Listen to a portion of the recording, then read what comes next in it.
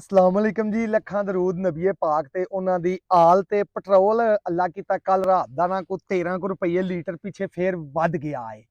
ਸਾਡੇ ਨਾਲ ਉਹ ਹਿਸਾਬ ਪਿਆ ਹੁੰਦਾ ਹੈ ਕਿ ਕਿਸੇ ਮੁਲਕ ਦੇ ਵਿੱਚ ਨਾ ਕੋ ਬੰਦਾ ਰੋਟੀਆਂ ਲਾਂਦਾ ਸੀ, ਤੰਦੂਰ ਲਾਏ ਆ ਸਭ 5 ਰੁਪਏ ਦੀ ਰੋਟੀ ਦਿੰਦਾ ਹੁੰਦਾ ਸੀ।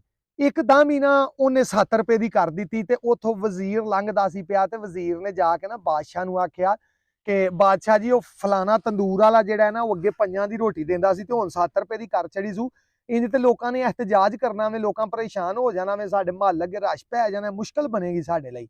ਬਾਦਸ਼ਾਹ ਨੇ ਆਖਿਆ ਸੱਦ ਉਸ ਤੰਦੂਰ ਵਾਲੇ ਨੂੰ। ਲੋ ਜੀ ਉਹ ਤੰਦੂਰ ਵਾਲੇ ਨੂੰ ਸੱਦਿਆ ਗਿਆ। ਬਾਦਸ਼ਾਹ ਨੇ ਉਹਨੂੰ ਪੁੱਛਿਆ ਕਿ ਯਾਰ ਤੂੰ ਰੋਟੀ ਏਡੀ ਮਹਿੰਗੀ ਕਿਉਂ ਕਰ ਦਿੱਤੀ ਏ? ਉਹਨੇ ਕਿਹਾ ਬਾਦਸ਼ਾਹ ਜੀ ਮੈਨੂੰ ਬਚਦਾ ਹੀ ਕੁਝ ਨਹੀਂ ਹੈ ਤਾਂ ਥੋੜੀ ਜਿਹੀ ਮਹਿੰਗੀ ਕੀਤੀ ਏ।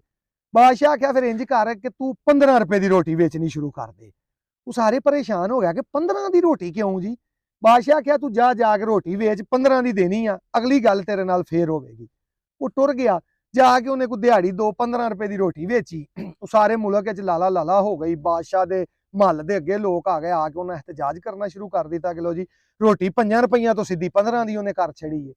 ਬਾਦਸ਼ਾਹ ਨੇ ਉਹਨੂੰ ਫੇਰ ਸੱਦ ਲਿਆ। ਸੱਦ ਕੇ ਉਹਨੂੰ ਬਾਦਸ਼ਾਹ ਨੇ ਉਹ ਸਾਰਿਆਂ ਦੇ ਸਾਹਮਣੇ ਨਾ ਆਖਿਆ ਕਿ ਭਾਈ ਤੈਨੂੰ ਕੁਝ ਬਚੇ ਜਾਂ ਨਾ ਬਚੇ, ਰੋਟੀ ਏਡੀ ਮਹਿੰਗੀ ਨਹੀਂ ਵੇਚਣੀ ਹੈ। ਚੱਲ ਤੂੰ ਇੰਜ ਕਰ ਲੈ ਕਿ ਤੂੰ 15 ਦੀ ਨਾ ਵੇਚ, ਤੂੰ 10 ਰੁਪਏ ਦੀ ਰੋਟੀ ਵੇਚ ਲੈ। ਯਾਨੀ ਉਹਦਾ ਕੰਮ ਬਾਦਸ਼ਾਹ ਨੇ ਸਿੱਧਾ ਕਰ ਛੜਿਆ। ਸਾਨੂੰ ਅਗਰ ਕੋਈ ਰਿਲੀਫ ਮਿਲਦਾ ਹੈ ਨਾ, ਉਹ ਤਕਰੀਬਨ ਇੰਜ ਦਾ ਹੀ ਮਿਲਦਾ ਹੈ ਕਿ ਕੋਈ ਮਹੱਲੇ ਦਾ ਜਨਰਲ ਕਾਉਂਸਲਰ ਸੀ ਨਾ, ਤੇ ਰੋਜ਼ਿਆਂ ਦੇ ਵਿੱਚ ਉਹਨੇ ਮੌਲਵੀ ਸਾਹਿਬ ਨੂੰ ਆਖਿਆ ਕਿ ਮੌਲਵੀ ਸਾਹਿਬ ਸਵੇਰੇ ਸਹਿਰੀ ਮੈਂ ਬੰਦ ਕਰਾਵਾਂਗਾ, ਰੋਜ਼ਾ ਨਾ ਬੰਦ ਮੈਂ ਕਰਾਵਾਂਗਾ। ਮੌਲਵੀ ਸਾਹਿਬ ਆਖਿਆ ਜੀ ਠੀਕ ਹੈ ਸਰ, ਤੁਸੀਂ ਆ ਜਾਓ, ਤੁਸੀਂ ਕਰਾ ਦਿਆ ਜੇ।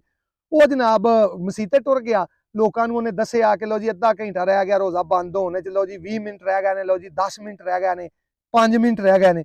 ਐਂਡ ਤੇ ਉਹਨੇ ਸਪੀਕਰ ਤੇ ਜਾ ਕੇ ਖਲੋ ਕੇ ਆਖਿਆ ਕਿ ਲੋ ਜੀ ਰੋਜ਼ਾ ਬੰਦ ਹੋ ਗਿਆ ਏ, ਟਾਈਮ ਖਤਮ ਹੋ ਗਿਆ, ਲੇਕਿਨ ਮੈਂ ਆਪਣੇ ਵੱਲੋਂ ਤੁਹਾਨੂੰ 5 ਮਿੰਟ ਦੇਣਾ ਵਾ, ਜਾਓ ਖਾਓ ਪੀਓ ਮੌਜ ਲਵੋ।